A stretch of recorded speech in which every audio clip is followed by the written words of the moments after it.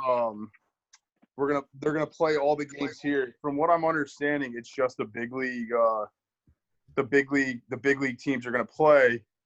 But they're gonna do it at like different stadiums. So they'll play some at like the Arizona Diamondback Stadium. They're gonna play them at spring training complexes. I think Arizona State's gonna be a host for some teams. I think they're gonna open up like GCU University and play there. It's pretty much all baseball is gonna be played in Arizona in the Phoenix area. But I think it's just from what we're reading and understanding, it sounds like it's just gonna be the big league season.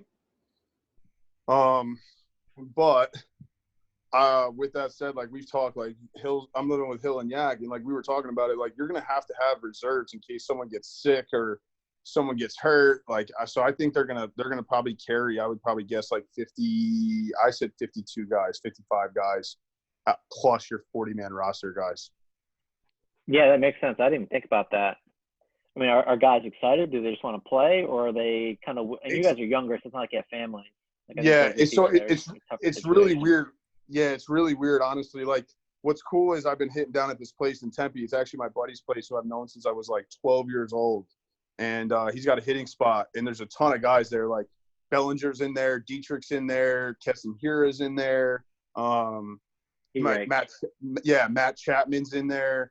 Like, there's so many big league guys that are in there. So it's been really cool. But it's so funny because there's such a different each guy's different. Like, some guys are like, yeah, we're going to play. And then you got other guys that are like, there's no chance we're going to play this at all. Yeah. So it's just like it's completely different for each guy. And what's here, make sure you guys can still hear me when I plug this in. You still can hear me? Yeah, you're good. Yeah, so they were just saying, like, everybody's a little different. I mean, I think a lot of guys want to play, but I think a lot of guys at the same time are still doubtful we are going to actually play. Yeah. No, it's a crazy time for sure. Appreciate weighing in on that. Yeah, absolutely. Now, I mean, let's since we're already on the back end, you mentioned something really interesting. So you're hitting with all these like really big names that you wouldn't because they're not in the Mariners organization. You know, what's some stuff that you've noticed from some of these guys that kind of surprised you, good or bad? I think the coolest thing is like everybody's so unique. Like, Bellinger is obviously incredible at what he does, but he really doesn't understand concepts as well as you think he would, like some mechanical concepts. But he has an incredible feel for like where his body is within his swing. So when something goes wrong, he makes adjustments really, really quick. But like if you were to explain something to him, it doesn't really register like you would think it would. And then you have other guys that are just like, just watching their routines. It's crazy. Like, everybody's routine, including mine, it's very similar. It's just a spin off of, you know, whatever's comfortable for them. And it's like just talking to these guys and watching how diligent they are with like their routines. That's probably the coolest thing, is just watching these guys day in and day out when they're in there. They do the same thing every day. They're not messing around. Like, they're not trying new things out. They're not, you know, being someone they're not. It's just like they come in, they get their work in, they go home. Like it's really that simple. So that's probably, that's really cool. And then but it's also really interesting because you watch these guys on TV and like, for example, Liriano from the A's is in there. And like you see him on TV, incredible center fielder, great arm, can hit a little bit, but like you watch him up close, you're like, man, that's kind of ugly, but it works. So, it's really cool. Is like you start to see like hitting with these guys, like they're really not that different than anybody else. Like Dietrich is a perfect example.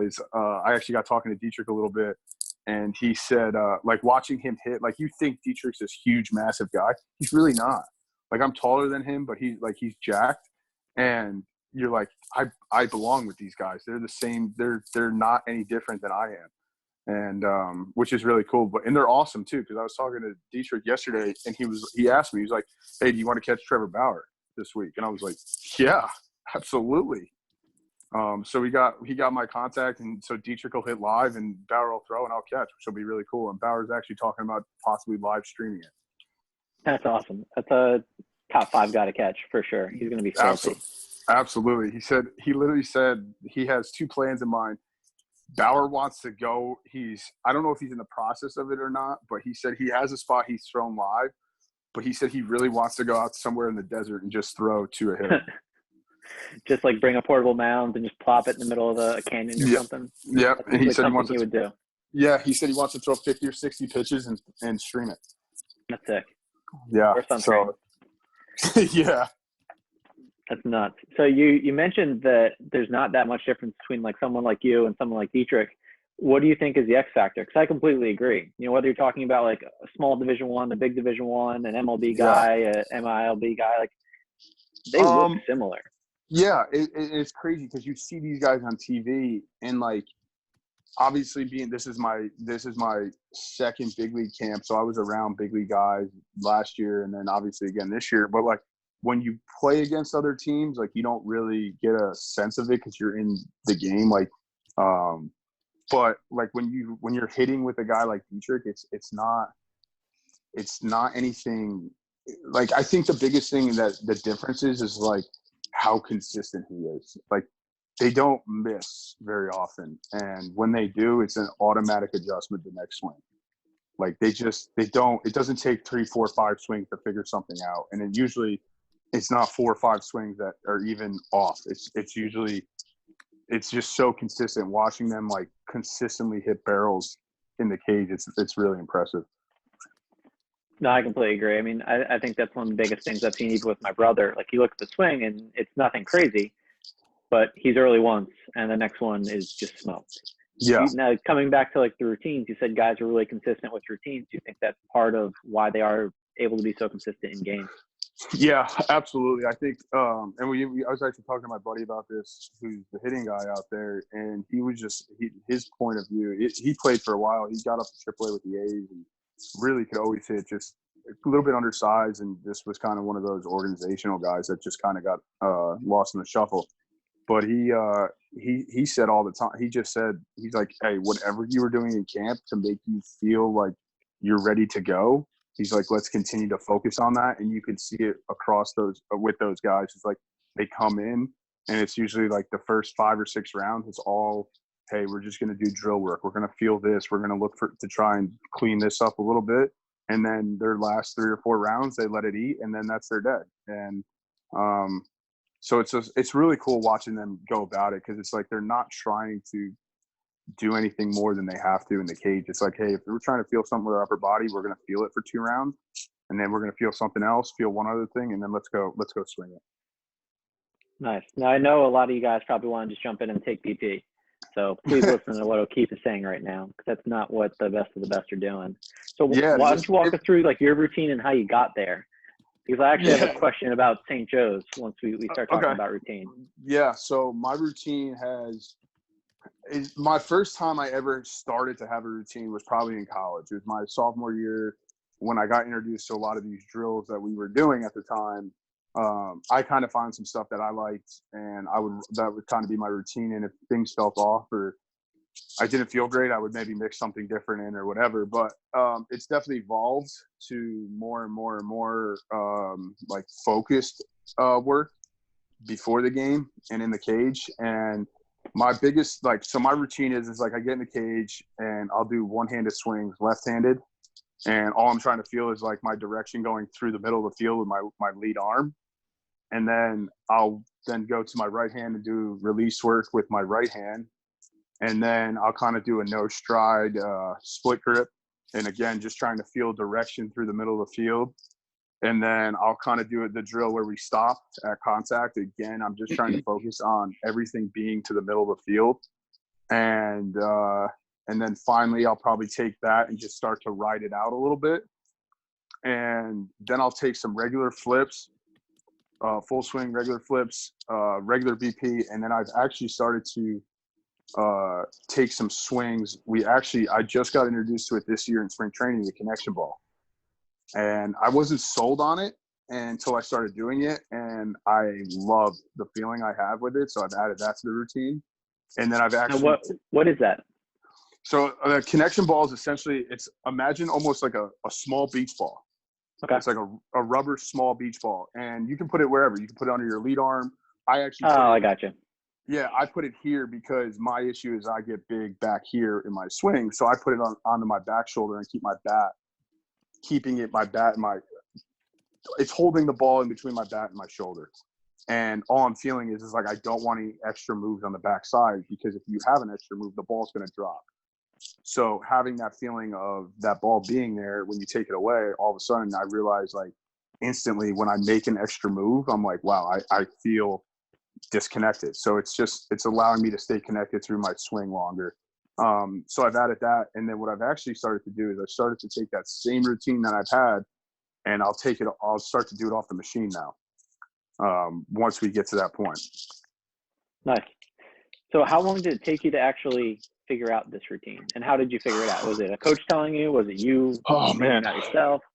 A little bit of both. It took me, obviously in college, I had a lot of freedom.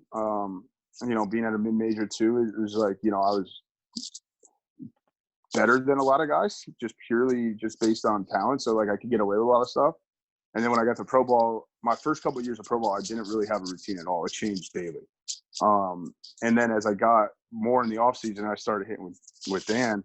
I started to realize, like, hey, I have to do these things day in and day out to feel what I want to feel and be in the positions, because I know right away if something's wrong, I at least have an opportunity in between batting practice and the game to kind of feel it out and fix it. So I know where something is breaking down and I can go in and fix that. So I'm hearing years and years of experimenting to get to where you're at. 100%. It was, and if God, I mean, you see it all the time in the off season when I hit at Maple Zone. There's days where if I'm really trying to feel something, maybe I'll take a piece out of my routine because I know that's not necessarily the feel I'm looking for. And instead, maybe I'll add something a little different that I know, okay, I'm really trying to feel this today, so let's focus on that. So how much of this work are you doing with a coach one-on-one, and how much are you doing it either with just yourself or with a couple guys? I would say for me, the ratio is? Me personally, I do it by myself more. I'd probably do it, honestly, even if there's a coach there. I know my swing better than anybody else. So even when a coach is there, I would probably say 85% of it's me knowing, okay, I know my swing, I know where things are breaking down. And then maybe that coach is there 15% of the time that says something that I go, or I ask him, hey, I can't really feel where I'm breaking down. What are you seeing? And the second he said something, I go, okay, I know where to fix it now. So like, it's just to have another set of eyes, because sometimes you can't feel everything at full speed. So like having a coach there is more of just having another set of eyes. But I think the majority of it is by myself. And because, I mean, I've been hitting with myself for 26 years. Wow.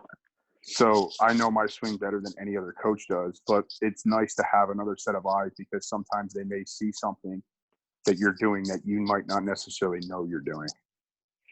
Yeah, and I think that's a big thing that's missed by younger hitters. And I mean, I fell into it. I'm sure you did too. You kind of think a coach needs to be there to fix everything. And like you said multiple times, at the end of the day, you know your swing better than anyone else.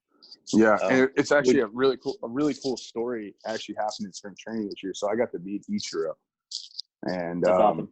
So Ichiro, for guys that don't know, Ichiro played for a long, long time across Japan. You better know who Ichiro is, guys. Yeah, I hope everyone does. But so I asked him about the same thing. Because every single day he would be in full uni. He was the only coach in full uni every single day. And I asked him, like, if you got to the ballpark at, let's say I got there at 6:15 in the morning. And by the time I got done stretching and rolling out, Ichiro would be on the turf, stretching, throwing, doing a full routine like he was still playing. And I finally asked him one day, I said, why did you ever do anything different? Or like, why do you still do it? And he was like, honestly, he's like, he said, my whole career, I did the same exact routine every single day. And I said, why? And he said, because if I knew that if something felt tight, it wasn't because I was doing something new. It was because I knew exactly what I was doing every single day. So if something felt wrong, tight, off, he knew exactly where it was, because he did the same exact thing every single day. And it kind of shocked me. I was like, God, man, you played a long time too. Long time. Was it 40 something, right? Yeah. And the crazy thing is like, so he would throw batting practice. he would go and power shag BP for 2 groups. He would hit BP in the cage. And then afterwards, if anybody wanted live off of Ichiro, for you guys that don't know, has an absolute cannon. And he would simulate whoever you wanted. You could say, hey, Ichiro, I want a guy who throws a high spin 4-seam, a curveball, a slider, and a changeup. 4-pitch mix. He would get on the mound in the cage, like on one of those movable mounds, and he would let it eat. And I'm not talking about like hard BP. I'm talking about he would let it eat at like 90 plus from like 55 feet away. That's insane. He had a cannon. Guys, YouTube Ichiro arm, and you'll see just some circus throws. Yeah, we had a sim game, and he punched out, I think we had, I forget how many innings we played, or we might have played, it was 2 teams, and we had like 20, maybe 14 hitters aside or something like that, 12 hitters aside, and we hit it around twice or once, I forget what it was. I think between the 2 teams, I think he punched out 9 guys, 10 guys. That's insane. It was crazy. No, not at all. But he loves to. Just a freak. Yeah. How big is he? Like, what does he look like physically now? I mean, he's still in great shape.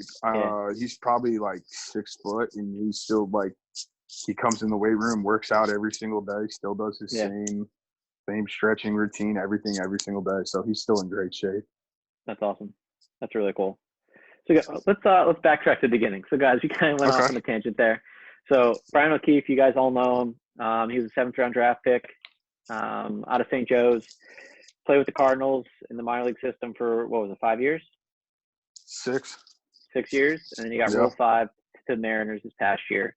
So first thing, in preparing for this, I went through some St. Joe's stats. Guys, I'm going to do a screen share, and we're gonna check out some of Brian's college stats, all right? Oh, God, I haven't looked at these in a while. There's a stat that's very interesting. So we're going to talk about this, and I think it probably ties into our approach. So, guys, you see where my mouse is? So Brian's freshman year, walked 15 times, K'd 43 times. Sophomore year, and this is a redshirt sophomore year, right? No, regular, straight up. Regular sophomore year. So walked 26 times, only K'd 22 times. So for you guys that don't know, that is massive difference for a very good reason. So Brian, I'm curious to know what that reason was. Was it mechanical? Was it an approach? I think it was a little bit of both. I think that, and everyone said this, I think the first thing that I noticed when going into my sophomore year, was it like, so first we had a brand new coaching staff besides the manager, our head coach. We brought in all new guys. So we had a new hitting coach, we had a new assistant, everything. And he definitely helped and cleaned up some things from an offensive standpoint that I never knew about, honestly. And one of the cool things is the way my class schedule shook out, I was able to get to practice before anyone else. So I would hit for like 40 minutes by myself with the hitting coach. Who was it at the time? Coach Allison. It was Matt Allison. Oh, nice. And so I hit with him for like 40 minutes every single day in the fall. So like things mechanically naturally started to clean up, and I started to realize like, wow, this is a lot better. The other thing that I definitely noticed was I think that I was a year older. I was a year more mature mentally, and I started to take at bats differently. And it wasn't like the competition got any worse, but I felt like my game had gone to another level. So like it was so much easier for me to trust that, okay, I don't have, like, I'm okay getting to 2 strikes. I'm okay with not swinging at every pitch. It was more about starting to try and do damage with my pitch consistently. And all of a sudden, like, instead of swinging at pitches out of the zone or putting myself in bad situations in terms of counts, like, I wouldn't swing at the 0 breaking ball in the dirt anymore. I wasn't chasing the 2 strike breaking ball in the dirt. So now all of a sudden the pitcher had to start coming to me. And when that happened, I knew when he was in the zone, I was going to win more times than I wasn't. That's awesome. That's awesome. So, guys, a lot of people get ticked when they walk. As you get older, walking is definitely a good thing. It's great. So I forget, what was that quote? Van Bell, you actually, unmute yourself, Van Bell. You brought it up when you talked. It was about you walk because you're aggressive, and they're talking about your zone, right? Who said that? Was it Red Sox guy? Yeah, it was something that you quoted on Twitter with the Red Sox hitting coach and Bobby Dahlbeck, I think.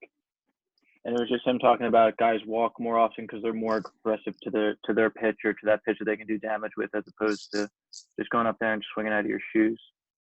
Yeah, so I think that's a really important difference, guys. Like, you're not like the little kid in the back of the Little League lineup that's like squatted really low so he can get walked.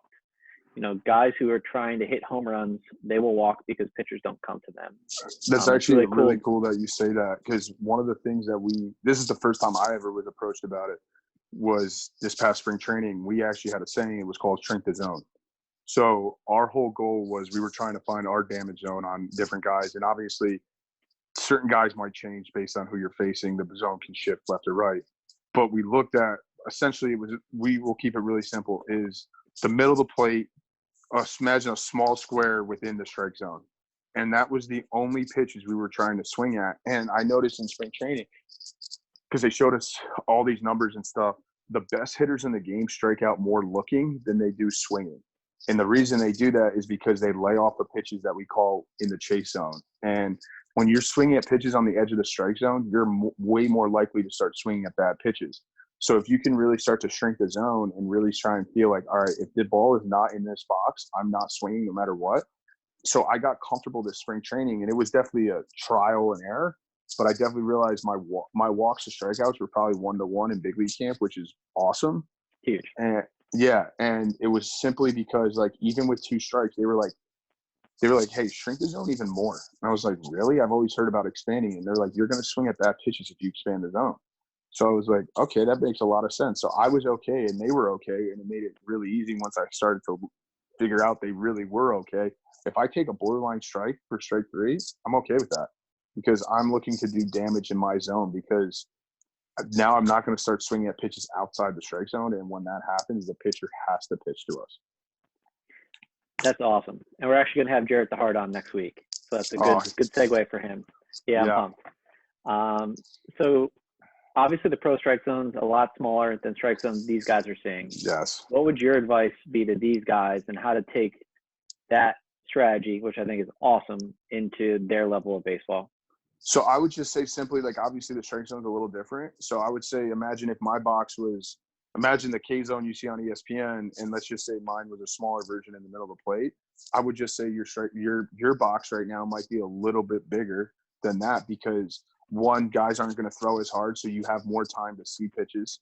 And 2 is the strike zone's a little bit bigger, but if you can cover the entire white, and I'm not talking about the black on the plate, but I'm saying if you can control the white on the plate, the whole ball has to be on the white of the plate, you're going to be able to do damage. And on top of that, you're going to stop swinging at pitches that are borderline pitches.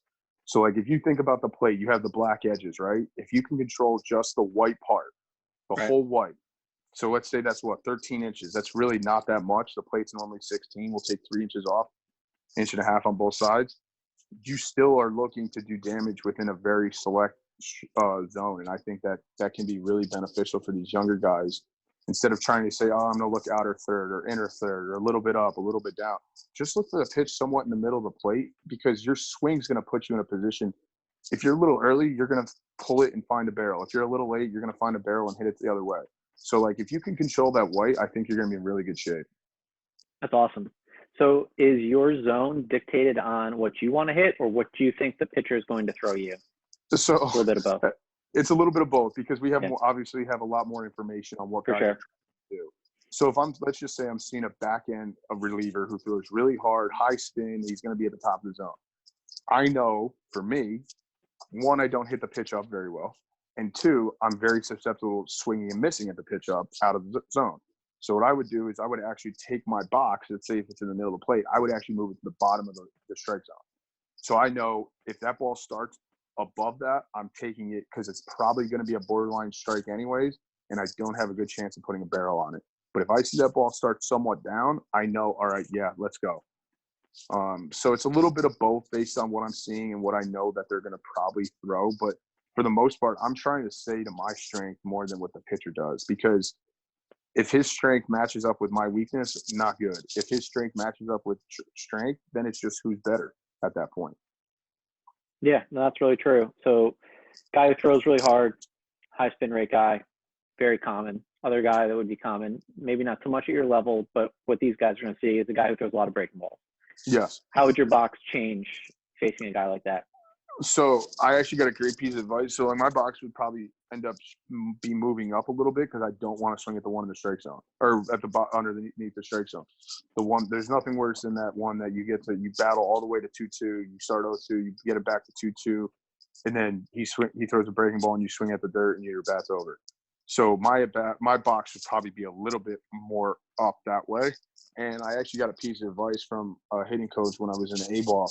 One of the best pieces of advice about hitting breaking ball, he said, you're never going to hit a good breaking ball well. Like you might hit a single up the middle, you might hit a single to right, but you're never going to do damage on any of those good breaking balls.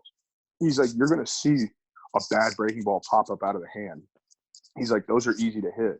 So honestly, I would probably look for the ball right at my belt, where in terms of like I'm staying on the fastball.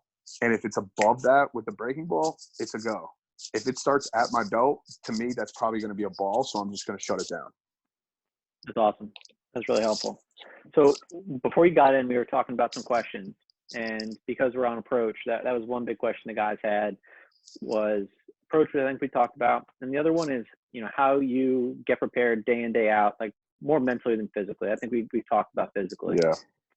Because these guys are going to play, especially when this is all over, these guys are going to be playing a lot of baseball, and it's going to be more than what they're used to. I think it's going to look a lot more like a minor league season or major league season. Yeah. It's so I think mentally is probably the hardest thing. I think there's honestly days where I don't even hit the cage to get ready. There's days where you might have an afternoon game and, you just call it the night game. And, I know like we're in July here. I don't need to hit. I know where my swing is. I know, to me, that's more importantly to get ready mentally. And mentally, I do that. For me, I would probably say about an hour and 20 minutes, an hour and 15 minutes, I start to shut everything out. I try and stay relaxed as I possibly can throughout the day, messing around with guys in the clubhouse, having fun, joking around. And then there's a time, depending on if I feel like I really need to lock in or maybe I'm struggling to lock in, I'll do it a little earlier. But I'll throw music on. And what I actually started doing, I actually stole this from Yachty. I watched him do it when he was rehabbing with us, and I stole it from him. Is he would close his eyes and take a nap for about 30, 40 minutes. So what I started doing was I would grab a foam roller. I would have my headphones on. I would go in the hallway. I would lay down and actually just kind of close my eyes and let myself stop thinking about everything. I would try and fall asleep. There's times I did. There's times I didn't. I would set an alarm for 30 minutes. And then, at that point, I'm just trying not to think about the game. I'm just trying to relax, trying to let my brain just shut off for a little bit. And then once it kind of that 30-minute alarm clock hits, now I'm going to start to really think, okay, here's who I'm facing tonight. This is what I'm looking for. This is what I'm doing in terms of calling a game. This is our strategy for tonight. Obviously that can get thrown out the window in the first inning based on what the pitcher has or doesn't have. But I try to have a game plan for what I want. Like if the game went perfect, it would follow the game plan. But obviously there's times where you have to go off script. Maybe you don't feel great at the plate and it's just like, hey, I'm really going to just grind. I might get one or two pitches tonight. I'm really going to just try and focus on finding a pitch in the middle of the plate. So mentally it can change day to day, but I would say the biggest thing for me that helped was just kind of like being in my own world for like probably an hour and a half before I have to go out, because there's no one's joking around, no one's interrupting me. I can kind of think about what I want to think about and really just try and get ready to play. And there's days where honestly, I've told guys this. I know Van Bell's heard it. Jackson's heard this. I'm sure there's other guys that have heard this, but there's days where I feel terrible up there, or getting ready. But mentally, if you can just say, hey, I'm ready to go, I'm locked in. Like if you can trick yourself mentally, it's a huge advantage, because mentally it's more important than physically, because at this level physically everybody's almost the same. There's guys that have better tools or whatever, but mentally it's the difference between guys that are really, really good and guys that are just okay. Yeah, there's that famous quote. What is it? I get 500 bats a year. In 100, no one can beat me. In the other 100, I'm going to lose. It's the other 300 that are going to make or break me. Like that's what makes or breaks an all-star. Absolutely. And for you guys, if you guys are bored, there's a book. If you guys are interested in reading books, it's called by Sean Green. It's called Finding Stillness at 95 Miles an Hour. That's the first and only book I think Corey's ever read. And it is. Swear to God. It's incredible. It's incredible. I keep a copy with me at all times. that I'll go back and reference, and like I'll take notes within the book, so I have those notes for myself when I need them. But if you guys are ever interested in reading a book or whatever, that's a really, really good book. It talks about hitting, it talks about the mental side of the game. It's really cool. And just a little snippet of one is the guy who wrote it was actually the guy who worked with Sean Green writing this was a golf coach. He was a golf swing coach. And he, perfect example is how many times you see guys in a major or a big hole and there's water, and their first thought in their brain goes, don't hit it into the water. Your brain doesn't recognize don't. And sure enough, you hit it in the water. Whereas you go, hey, I'm going to hit this at the middle of the green. More times than not, your body naturally puts you in a position to do what you're thinking. So if you're thinking positively, you're most likely going to get a positive outcome.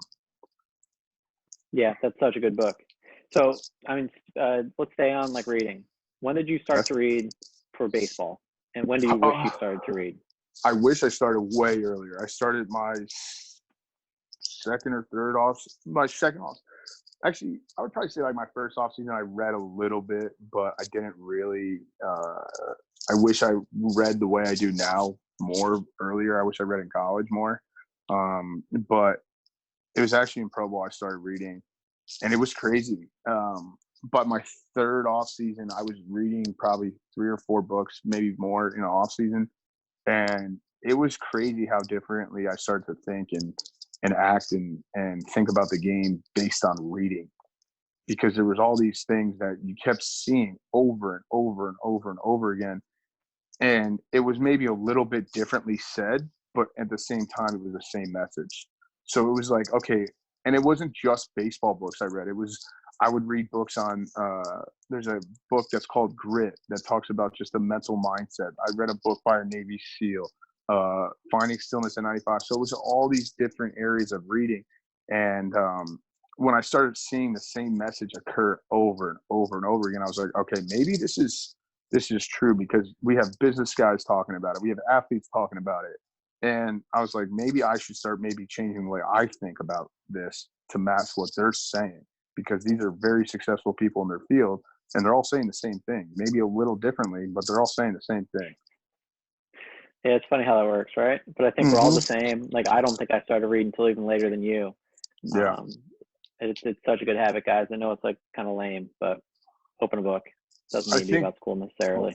I wonder if I think I have my back. Let's check out the library.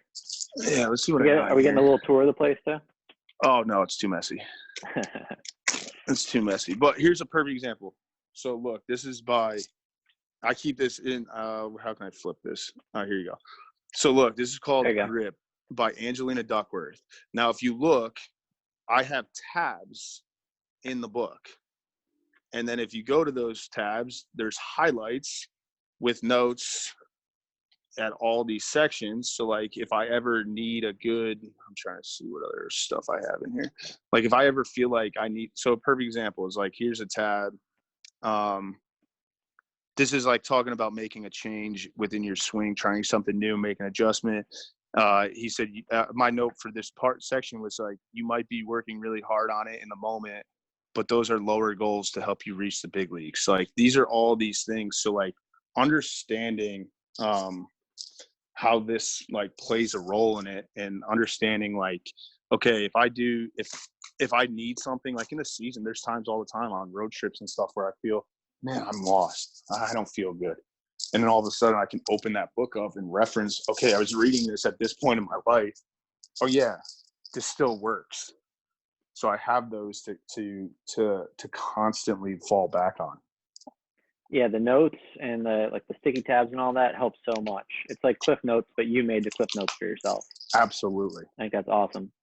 So one of the toughest things has to be going from level to level, team to team, city to city. Now these guys might not be doing that, but they're going to be going from little league to the big field, middle school to high school to college. What's some advice you'd give them in just any kind of any kind of level move?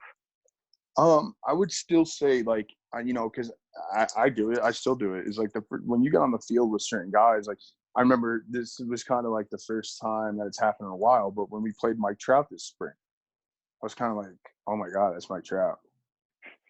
Like I was almost in awe and in a good way, but at the same time understanding like it's still the same game whether you're going from little league to the big field, whether you're going from whether you're going from Babe Ruth to high school, whether you're going from high school to college or college to pro ball, it's still the same game. The talent's a little bit better, but it's the same exact game that you played your entire life. And I think that the biggest thing that guys, for me at least, that I would recommend, just be open to listening. Because I think a lot of times you get to these fields or you get to a new level and you're like, oh, I know all this already. Well, at the end of the day, it's more important to maybe somebody's gone through something that has already been there that can help you. So I would say I would be open to listening more than you talk when you get to these new levels, but at the same time understanding. Hi there. That time's over. I would just say just be open to listening and understanding it's still the same game. That's awesome. I think one interesting thing you mentioned about like getting on the field and thinking guys are more talented. Chances are, if you're on that field, you're talented enough to actually be on that field too. Absolutely, absolutely. And I think that sometimes, like, you know, when we're going through a slump or whatever, I think that, or a difficult time, I think sometimes you always ask yourself, do I belong here? And at the end of the day, it's like everyone goes through those, and you have to know at the end of the day, I do belong here. And when that starts to happen, I think to go back to when you said the difference between freshman and sophomore year, that was one of those things where it was like, I know I belong here now. That's awesome. That's really cool. So I don't think we touched on anything I wanted to talk about. This was great. I want to open it up to the guys because they don't just need to hear me talk. Mm-hmm. So what kind of questions do you have for Brian, guys? You can either type in the chat box or just shout out loud. It's not cool. Eddie, I want to hear you go back and talk about, you're talking about your routine, like in the cage and different stuff like that. I know we've talked about this before, but I think it'd be good for them to hear, like, some days where you go in and you're going through your routine and something doesn't feel right. Do you just bang it, or do you spend a little extra time on it, or sort of that whole process? I think it's different for each case. I think that if it's something during the off season where I'm really focused on something, I'll stop and take some more time to really work on that. During the season though, if something maybe feels off, I'm not gonna stress about it to the point of like being paralyzed by it in the box. So like I would say it just depends on where I'm at in my season or preparation or whatever. And there's times where, you know, I'll get in there. I mean, you've been through it with me. There's days where I'll get in there super early if I know I'm really trying to feel something, and I'll spend 30, 40 minutes just on that one particular thing to try and feel it out. But I don't ever just say, oh, it doesn't feel good today, I'm going to bang it. There are days where things feel a little bit off, and maybe instead of that, me taking 50 minutes or an hour to figure something out, I can go, all right, I'm just going to throw a little bit of a Band-Aid over it for today, and I'll get back to it tomorrow. If that helps. That reminds me of that Ken Rivers quote.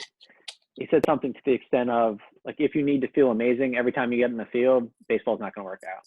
Absolutely. You know, there's some times that you're just not going to feel optimal, and that's where you have to come back to your preparation. Yep. And I think that's we talked about a lot of guys in PDP this year. The whole point of PDP and the whole point of working in the cage and doing all these things, it's not about necessarily feeling perfect. It's about understanding that this is preparing you for the game. So when you go out there, you should have the freedom to go play because you've already put the work in. You've already done all that stuff. Yeah, I mean, I think that's a great point. And if you guys ever see like what the pro guys do every day, and some of you guys were on the Zoom with Akami and heard how many hours a day they spend on baseball, whether it's stretching, yoga, lifting, hitting, throwing, whatever, there's no surprise that these guys are super confident because they've earned the right to be super confident. Yeah, and Jackson, to answer your question about the visualize at bats before games, it's weird. I've tried visualization. It's worked a little bit. It's really hard to get to a point of like being really, really good at it.